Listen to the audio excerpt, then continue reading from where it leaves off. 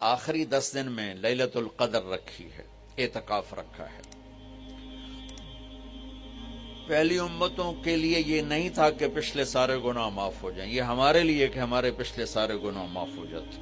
اللہ تعالیٰ کا عرش پہلے آسمان پہ آ جاتا ہے، جنت کے دروازے کھل جاتے ہیں، جہنم کے بند ہو جاتے ہیں، شیطان قید ہو جاتے ہیں، اور سمندر کی مچھلیاں اور زمین کی چونٹیاں تک روزہ رکھنے والوں کے لیے دعا کرتی ہیں، اور اللہ تعالیٰ جنت کو روزانہ کہتا ہے ان قریب میرے نیک بندے بندیاں آنے والے ہیں، تو ان کے لیے میک اپ کر لے، تو ان کے لیے تیار ہو جائے۔ یہ اللہ تعالیٰ کی رحمت کو لینے کا سیزن ہے۔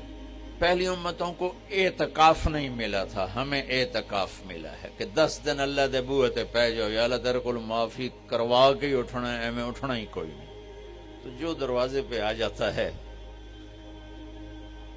آدمی اسے معاف کر ہی دیتا، کوئی بہت ہی سخت دل والا ہو تو معاف نہ کرے، ورنہ بڑے سے بڑے غصے والے بھی کہتا اچھا جی جاؤ معاف کیتے۔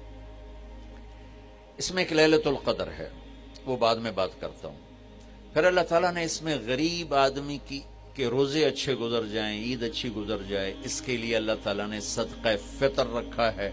ہم اسے عید کے ساتھ جوڑ دیتے، پہلی رمضان سے دینا چاہیے تاکہ غریب اپنا کوئی روزہ تو رکھ سکے۔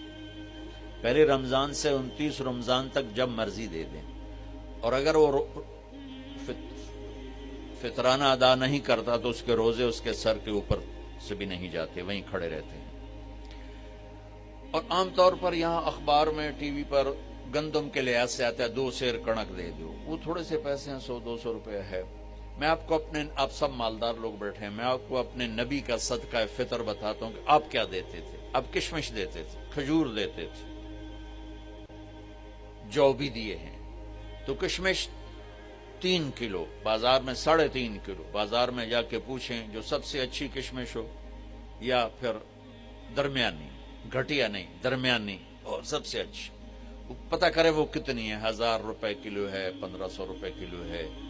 آپ کے گھر کے 4 افراد ہیں تو ایک گھر سے 6000 روپے غریب کو جائے گا۔ آج تو 6000 میں ایک ہفتہ نہیں گزرتا۔ تو اب سب سے عرض کرتا ہوں ویسے بھی خیرات کریں، افطاریاں کروائیں، اور صدقہ فطر کشمش کے حساب سے دیں۔ یہ آپ سب بھائی بہنوں کی خدمت میں گزارش ہے۔ اللہ نے آپ کو رزق دیا، خرچ کریں، یہی آپ کے ساتھ جائے گا، باقی سارا ادھر ہی رہ جائے گا۔